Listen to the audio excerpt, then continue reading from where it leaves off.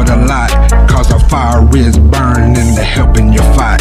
It's the fire keepers, the fire keepers, fire keepers, fire keepers, fire keepers. Recovery, Bunker BG, talk recovery. Fire keepers, fire keepers.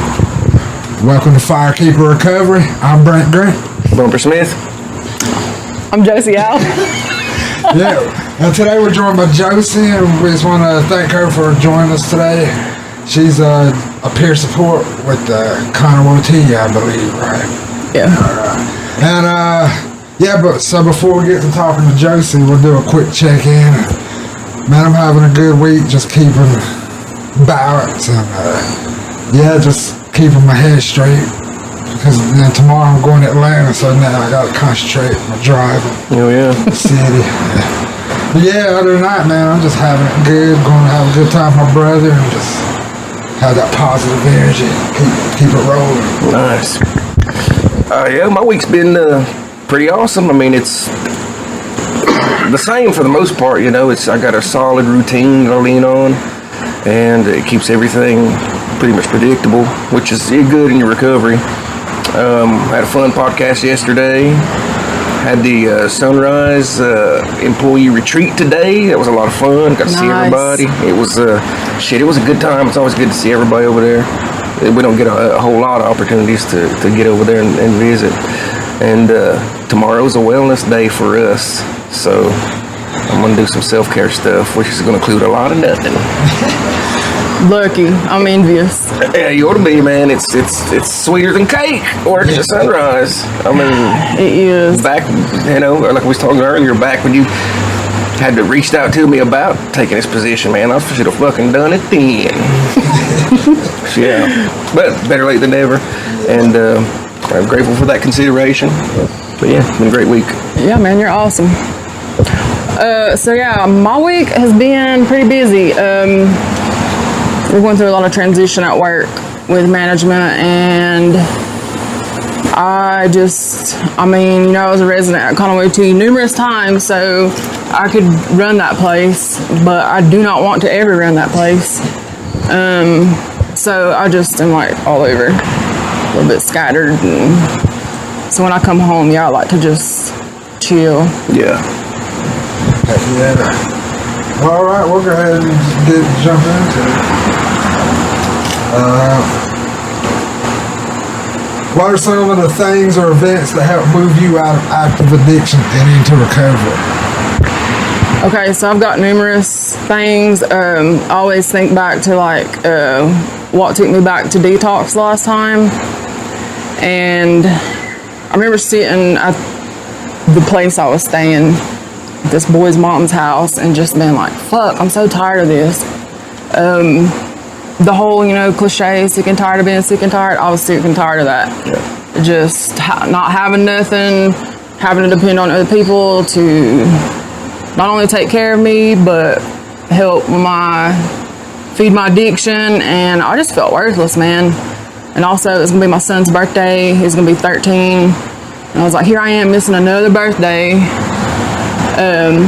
So just feeling a lot of guilt and shaming myself, and my dad, my mom getting older, and realizing how much time I've missed out on in my kid's life and wasted, and it's like, I need to get my shit together and be responsible like I know I can be.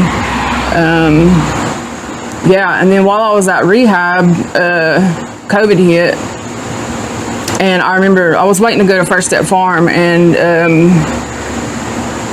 when COVID hit, they were like, oh, nobody's going anywhere, they're not taking anybody, you'll be here for who knows how long. And I was like, hell no, you ain't keeping me here till an unknown amount of time, because I didn't want to go back to Con. I've been there so many times, and it was kind of hard for me to be like, suck it up. And how many times did you go? Oh my God, 3, and then I had to go back, so it's confusing. 4, I guess. I'm gonna be honest, because I AMA'd on a Saturday, overdosed that Saturday, and then they found Talia that Sunday, and that's a big part of that really. really opened my eyes to, like, that could have been me that Saturday. Yeah. And me and her were supposed to go to the farm together. Of course, when her release date came up, she left. And 2 weeks later, she was gone. So just that realization hit me too. And so I wasn't even out of con I was back down there in like record time, 4 days, I think. But it was good for me now looking back at it, because when I went back, like that was part of my problem. Like I thought I knew everything and I didn't want to listen to nobody. Same. So when I went back, like I sat my ass down and I did exactly what they wanted me to do. Like it really humbled me and it woke me up to, like, I could have easily been dead. Yeah. And I'm just done with it. And when we're out there in active addiction, it is on our minds how we're living impacts, our loved ones and those in our lives. And it plays a dual role. I mean, at times it can be the thing that keeps you, feeling guilty and ashamed and embarrassed and low self-esteem. And so you use to suppress or numb yourself to those feelings. But then ultimately, it eats at you enough to where it becomes one of the things that motivates you to get in recovery. Yeah. I'm glad you said that too, because I know working with people in early recovery now, it's like, people that say stuff like, well, how can you leave your kids? How can you do this? How can you do that? Well, I wish I could explain it really, but I can't. It's like, if you have never been in addiction, you don't know what it's like to have to, like, for me to continually choose drugs over my kids. Like that, that don't make me feel good, but that's just where I was in my addiction. Like I didn't give a shit about nobody or nothing. So, but yeah, there was times, and that's, I shared before, like I remember being out on a drug run, and I finally got my kids some presents, and I knew how, like, I didn't want to cross paths with my mom. Like the least as possible was the best, because it was hell. Yeah. So, I just didn't want to even deal with all that, and that's really shitty of me to say, like, that I didn't really want to go through that to see my kids, to be around them, but that's the truth. Yeah. But yeah, I thought about them all the time, but I also thought that they were better off without me being there. Yes. The way that I was. Yep. Especially seeing kids that are like at the trap houses and shit, and I'm just like, man, I made myself feel better by saying, at least I don't have my kids dragging them from trap house to trap house. That was my little, I don't know what to call it, but yeah. Take the edge off that guilt. Yeah. Rationalize. Yeah. Yeah, rationalizing the hell out of it. Yeah, absolutely. I mean, that's something that was in my mind a lot. It's like, well, they're being taken care of and they're being loved. That fuck they need me for, I'm useless to them anyway, as I am. So I had to really change my mindset about that and clear my mind up in order to say, well, they do need me in their lives, and I need to be there for them. Yeah. So, yeah, it was a multitude of things. Finally, it was like my coming to the realization, like, you've wasted enough time. You could be doing so much more. My brother also messaged me on Facebook one time, and it was a real long, like, nasty text, but I kept it because it was a reminder of, like, everything I could be doing, but I was choosing not to do. And I'm the type of person where I need that tough love. Like, I need that real tough love. Not that sound bad, never mind.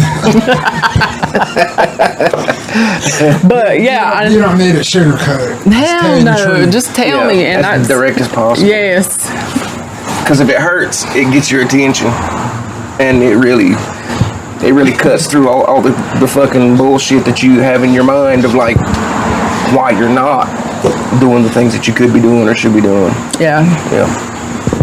All right,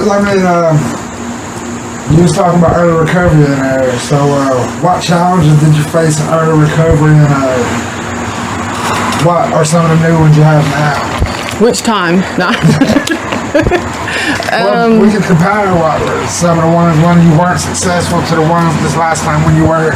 Yeah. Okay, so the first time, and I'm not dogging anybody that gets sent to rehab court ordered or straight from the jail, because when I was court ordered the first time, like my probation officer I was like, just send me to prison. I can't do this probation shit. Just send me. So I was ready to go do my little 3 months left on my sentence in prison and be done with probation. And she comes to the jail the next morning and real early, and I'm like, what the hell? She's like, well, Judge Letts said send you to rehab. And she was like, never in her 12 years had she experienced that. But I'm glad he did it, and it gave me the opportunity to like see, like that was the first time I had been happy in a long time down there at Conway TD the first time. And I remember thinking like, you can go back to rehab and you can, you know, start over again. Cause there was times I'd be running the street, like, especially in the winter time. Like I remember one time I was so sick and tired of running from the law. Like I was like, you know what? Jail is better than this. Yeah. I'll be fed and I'll have a bed and I can take a shower. Yeah. I won't have to worry about nothing. Like, stay warm, have food. yes, like jail was better than me running the street. So like at that time I remember thinking like, well, rehab is better than this. So it definitely planted the seed, as they say. The second time I went back, I thought I was ready, and I stayed 9 months. Was one of the first long-term people down at Conway TD. And Is that when we were in there together? yeah, I think so, because I was there forever, it felt like. Yeah, I think you come in between my visits down there, but then I came down there the second time. You were there. Probably still there. Nah.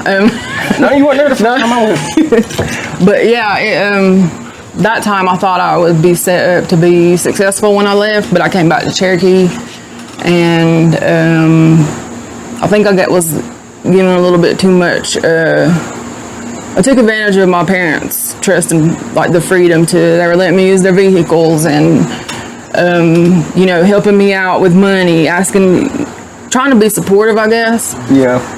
And it didn't, like, I think it was about 2 weeks later, I was like, oh, I was feeling really good the way things were going, and I wanted to go get a pill thinking nobody would know.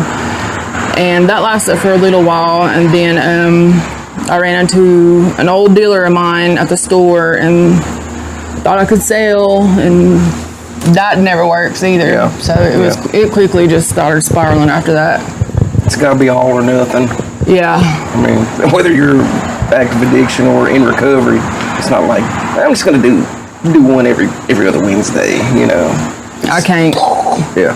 That's why I don't do Suboxone or methadone either, because I know how I am on that shit too, and I'll be, you know, like I was banging 2 strips a day when I was prescribed them. Like I was totally misusing the hell out of it all. So I have to be total absent. Like I've even thought about, you know, when we go out and eat, like, oh, I'm gonna get one little mixed drink. Like, hell no. Hell no, because I don't even do that. I was doing the same thing the first 3 times I was in the MAT program, if not just, you know, just trading them or selling them. But then after I got out of Conway that second time, come back home, I was got in the MAT program again, but, you know, like you said, this time, you know, listen to what they tell you, follow the directions, you know, as prescribed. You know, it makes a difference, you know, when you have to, damn, you gotta eat shit and humble yourself. That's hard. Yeah, and realizing, like, I was thinking about this earlier. Well, I was actually talking to Rob, and it was like, you know, me and him were down there at Conway TD together one time, and it was like, we didn't understand why our moms, like, hated us so much as the way we felt. But now that I've been in recovery too, seeing that, like, you know, everything that everybody that cared about me was saying, like, it's all true. They were right about everything. Like, I should have just shut the hell up and listened. But it's too hard-headed. Yeah, this shit we don't want to accept. Yeah. Oh, God. Yeah, I mean, all right. So we heard some of your motivations in early recovery. How have they changed, and what are some of your new motivations now? Yeah, I mean, my kids have always been, like, my focus. Getting back in with my family, my mom, my dad, even my brother. I have a niece now. just back in my family at all, like family dinners with my cousins, just all that. Like there was, another cousin of mine had a little girl who, I don't know how, she was years old before I like met her in person. Wow. That's how like disconnected from my family I was. So that, and then my job, it's really important for me to work where I'm at because I want to help, like, and I tell them that all the time, like, I'm trying to make this easier for you. Don't come back down here 10 times. Like, let's get it right the first or second time. Like, I understand we mess up, but let's, like, especially when I can see the things that they're doing, that's like, it's exactly what I used to do. Yeah. And I'm like, no, you're heading for disaster. Stop now. Yeah, just my job really gives me a sense of purpose. It feels like that's the best way you can give back. Yeah. Yeah. Absolutely. It's tough when you got some recovery time under your belt and you've known where all the mistakes, all the fuck ups are, and you see somebody like heading towards, and you're like, no. They're gonna listen or not, Yeah, and they do. I just keep it straight with them too, and I know like, oh yeah, so I'm a drug alcohol counselor too, so it sounds crazy, I counsel people. And I've had a few that like have fired me, and I don't take offense to it because I know I'm not for everybody, and they want the softer way. They want the let me baby you, and I just can't do that. I can't. Ain't no pussyfooting around. No, like, and I have to be the bee all the time. Surely not. Yeah, and I'm cool with it. Like, I'm using it for a good reason now. Yeah. I mean, it's everybody's different, and some, I'm sure there's a lot of people that you've worked with that really respect what you're saying and what you're trying to show them and teach them and stuff. So the ones that fired you, whatever, the Josie I know, they're missing out on a really great counselor. Somebody who has the experience, a vast lived experience, a wealth of knowledge. And that just shows me like where they're at. Yeah. Not saying they won't make it, but they might not get it. They might not get it this time. But I still support them. Yeah. I help everybody the best I can. Yeah. So, how important was community and your family in your recovery? Oh my God! So community's huge. And I'm not saying that like people can't come back here and experience good community, but the community that I needed when I left out of here was exactly what I needed. Like in Asheville, I felt more welcomed and like people genuinely cared about you over there. Yeah. It's not like everybody talks to you. I don't care if it's the homeless guy laying on the wherever. Like I would talk to them. So for me here, like I don't know, I'm struggling with the community here. Just being at like ball games and stuff, it's really sad to see like the way where people are so quick to like, it's like a hate and greed and just all this bad stuff, and I'm just like, ugh. I get anxiety from it. It's they're stuck on like the memory of like who they once knew you as. Well, you're always going to be that person. Like it's not possible that people can change and people can get better. It's the hanging on to old shit. Like damn skins can hold a grudge. Hold on to shit. We are bitter.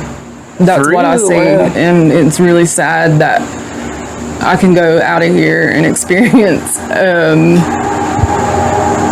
people being a lot more warm and inviting. Yes. And genuinely friendly. Yeah, like making genuine connections with people, even if it's just briefly. Yeah. Here you got to kind of, in a sense, kind of wear somebody down, or like there's this period of you gotta get them. They gotta have this rapport first before they let their guard down finally. And I don't know, maybe that's just the way we all are here. Yeah. You know, like we don't trust anybody, like not even each other. Yeah. So yeah, that's what with my family. Is that gonna be? With my family, that's why I really just stick my circle small. I don't. I just stick to the people that matter. Yeah. And that's one of the single greatest feelings or accomplishments I know in my recovery is rebuilding those relationships with my family. You know, now it's like, hey, there's Uncle Bumper, or you know, it's they love me now. And before it was like, fuck, there he is. It's like, oh God, here she comes. Yeah, like, fuck. Put your stuff up. Yeah, hide your purse. So it's good to, you know, when you give your word to somebody, it means something. It means something, you know, you totally rebuilt and recreated your reputation as somebody who's a good person in the community. And that's like I tell my people too, like, you know, there's gonna be people that ain't gonna forgive you, or like you're always gonna be around people that are just toxic as hell, and like you can't let that affect you. Yeah. And that's why it doesn't even, like, if you want to be miserable, go ahead. I'm gonna enjoy my life. Damn right. So our last question we ask is, how has recovery changed your life and those around you? Oh God, so it's totally changed my life. I feel like now I have the life that I've always dreamed of. And before I was in addiction, like, my dream was to be a nurse. And I feel like if that's how my life would have went, I would have been one of the nurses at the ER. And I'm speaking from experience. At our ER, back in the, a few years ago when I was still in addiction, like, the judgmentalness and the different treatment we got because they found out we were addicts. Yeah. It was like a night and day difference. I feel like I would have been like that had I not went through addiction. I would have been, I don't know. So it's made me, I appreciate the small things now. Yeah. I'm a lot more tolerant of people. Yeah. Understanding for sure. Compassionate. Jeremiah White, shout out to Jeremiah. He's like, you're compassionate now? I was like, yeah. I'm a lot softer. I'm not as pokey or hard. Pokey and hard. Sour Patch Kid. Yeah. And so my family, of course, just, I really like, especially on the weekends when my kids come over, and it's just us there. And we don't even have to be doing anything. We're just there together. So being present. Yeah, being present and not passed out in the bathroom while they're there. Yeah. So, and I'd say I'm not 100%, I can't say with 100% certainty that my mom doesn't still worry.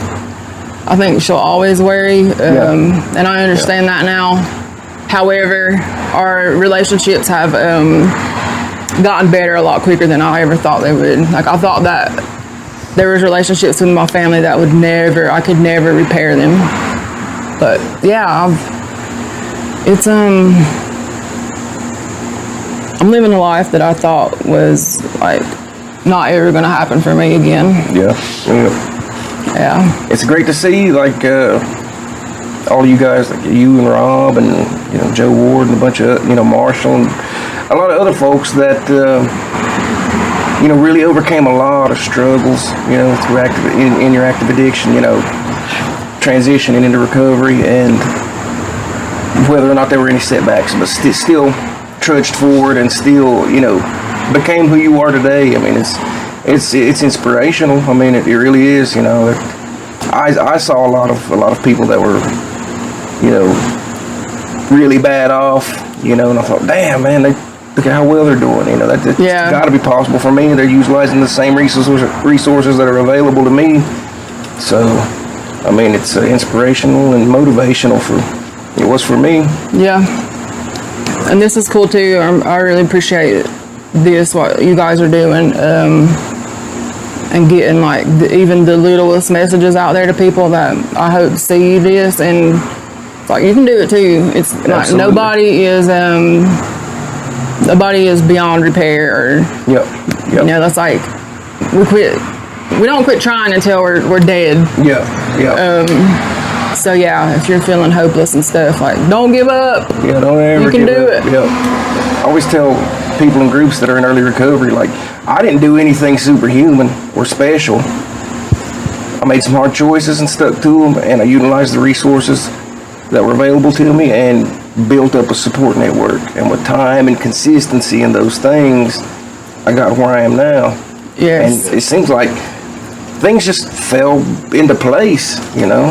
I guess maybe it's positive energy of the universe, you know. You're doing well, so shit's just gonna line right up for you and work out. It's weird, I don't know if that makes sense, but It's the same like as it. if you have that negative thing. fucking everything's gonna go wrong. Well, and for me, it's like my intentions, like, because I could be very manipulative, and what did Randy call me? I was very, we're like, is it covert or I'm like the behind the scene. I'm throwing rocks and hiding hands. Like,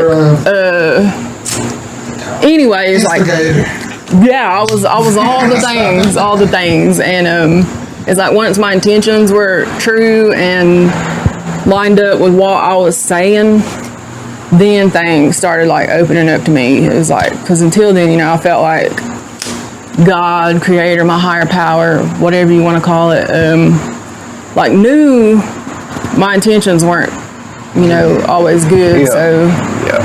So once they got legit, like, that's when things started, like, yeah, it's like everything just, you know, the jobs. Yeah. I didn't ever think I was gonna have a good job again. And jobs are just like, I can sell myself in a good way now. Everybody's after you now, but in a good way. Yeah. So yeah, it's crazy. Yeah. Well, do you have any last remarks or any advice you'd give to anybody? Anything you want to plug? Any shout outs, whatever.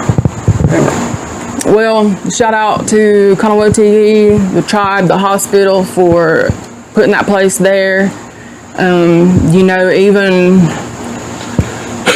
like, everybody can dog it as much as they want, but you're gonna get out what you put in. Exactly. Wherever you go. Yeah. So that place definitely started my recovery journey, saved my life.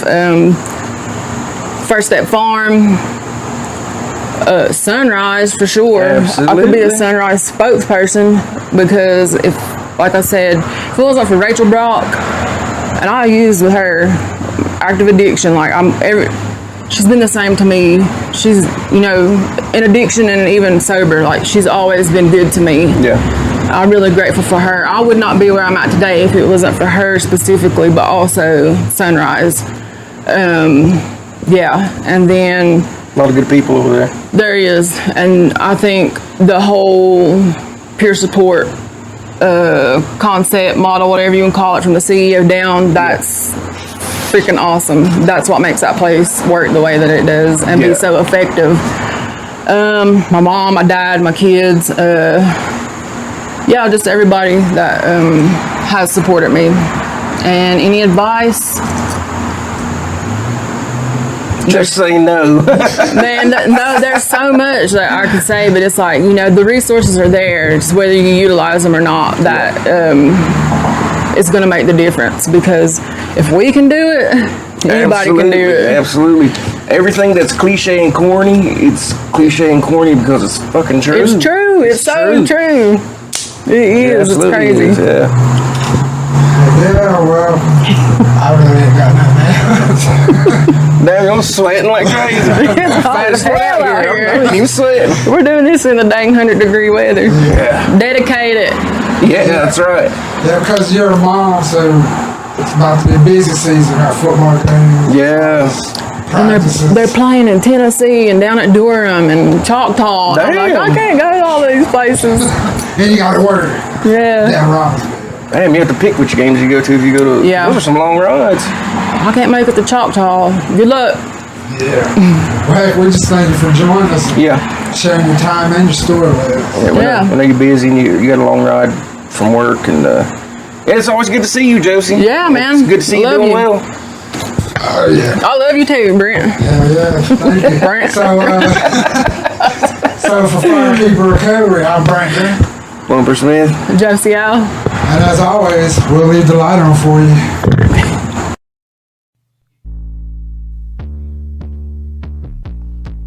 Eastern Bay, Cherokee, Firekeeper, Recovery.